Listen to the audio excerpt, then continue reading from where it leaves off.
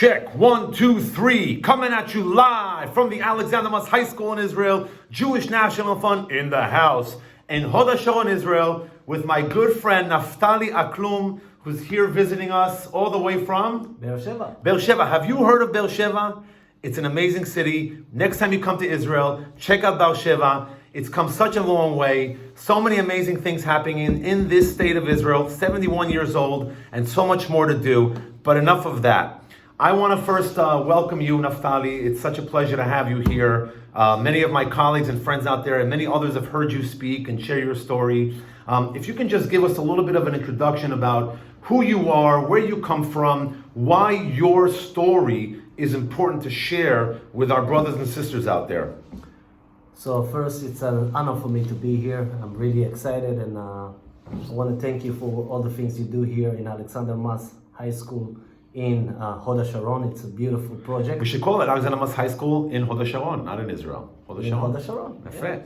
Yeah. So my name is Naftali Aklum. Was born in Ethiopia in 1979. Made Aliyah with my family in 1980. Today I'm giving lectures about the history of the Ethiopian Jews.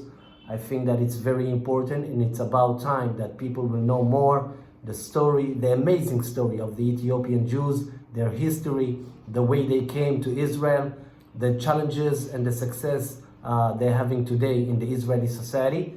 And for American Jews, I think that it's very important that they will know the diversity within the Jewish people. It's not only black, it's not only white. We have black Jews as well, and it's about time that the youth in America will know that the diversity within the Jewish people. I think it will strengthen the Jewish identity with each and every one of you to know the diversity of the people of Israel. That's right.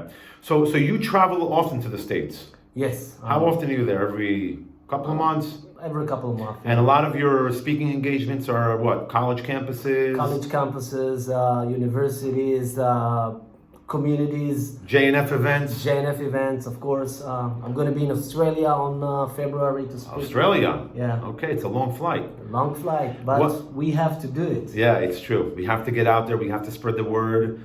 We have to connect our people all over to Israel and vice versa, of course. Our destiny is a shared one. What if you can share, what are some of your takeaways? When you're traveling, you're going out there, and you come back to Israel, what are you thinking about when you're leaving a community? What's their number one concern on campus or in Jewish communities that you visit? What are some of the things that people are sharing with you, talking to you about? What are some of the questions they're asking you? Well, for one of the first thing is that a lot of people, when I'm coming and I'm speaking to them, for them it's the first time that they see Ethiopian Jew. They see a black Jew. And it makes me sad because going all the way to America to see in colleges Jews that I don't know that there are black Jews, it makes me understand that what I'm doing is very, very important still, because out there are a lot of Jews that don't know the exist of the Ethiopian Jews and that there are black Jews. Right. And it's an amazing story, the story of Ethiopian Jewry. I'm talking about over 2,000 years old, since temple destruction, and it's sort of the separation from the rest of the development of what we call today rabbinic Jews, which is what the most of the Jews are, and how they never lost hope. How is it that they never lost sight of Zion, right? The dream to return to Zion. So the story of the Ethiopian Jews, it's an amazing story, how we kept Judaism for more than 2,500 years. Even though in the history of Ethiopia there was a lot of kings and queens that wanted to convert the Ethiopian Jews into Christianity, but the Ethiopian Jews kept their Judaism sometimes in life.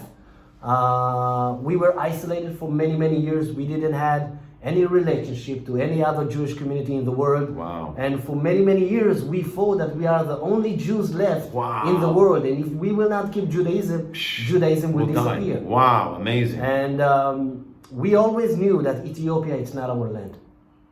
In Ethiopia, the non-Jews used to call us falasha, which means strangers, someone who are not in their land. Interesting. And we called ourselves Beta Israel to remind ourselves that we belong to Am Yisrael. People of Israel, Am Yisrael, I love that. And wow. And this is how we knew that one day we will go back home to return. Zion, which is our home. And thank God, 40 years ago, my brother was the one that opened the gates. So let me just first of all introduce everyone to this book here, The Power of One. And if you could just tell us who this person here is, and just briefly, we don't want to tell the whole story because it's in this book. And this is, of course, also sponsored by Jewish National Fund here. So you have it translated into English. And if you just share a few words about the book so our friends out there can hear more about it. So the book is an autobiography about the story of my brother. My brother was the one that opened the gates for the Ethiopian Jews to come to Israel from Sudan in the late 1970s. And he was a Mossad agent, worked with the Mossad to open the gates for the Ethiopian Jews to fulfill their dream to return to Zion after more than 2,500 years. So my brother made a history, and today is a very well-known person. Some call him the Little Moses of the Ethiopian Jewish community.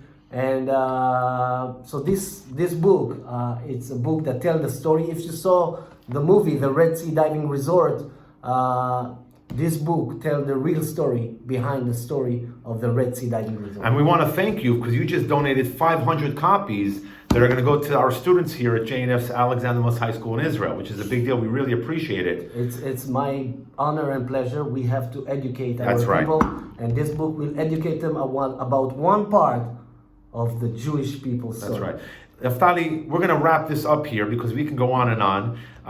First of all, I want to thank you for joining us here on campus, for meeting with our students, for donating these books to us. And of course, we look forward to having you back. If there was one last word that you want to share with everyone out there who's going to be watching and listening into this little discussion we're having, what would be your last message to kind of tell everyone to kind of take away from our conversation here? I would say, keep and straight your Jewish identity. We still have lots of work to do, not here in Israel, abroad as well. Keep your Jewish identity, and if we want to win the battles that we have to unite, and we have to be together, and we have to educate ourselves. That's the only way we can win. And I hope that you will continue doing what you're doing. It's an amazing project. I just saw and visit the classes here. It's amazing and very, very important. And I'm calling you from here.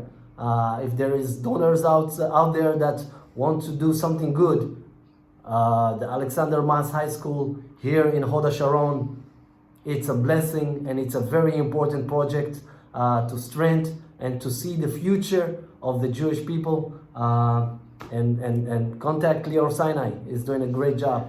Am Israel. Hi. Amen.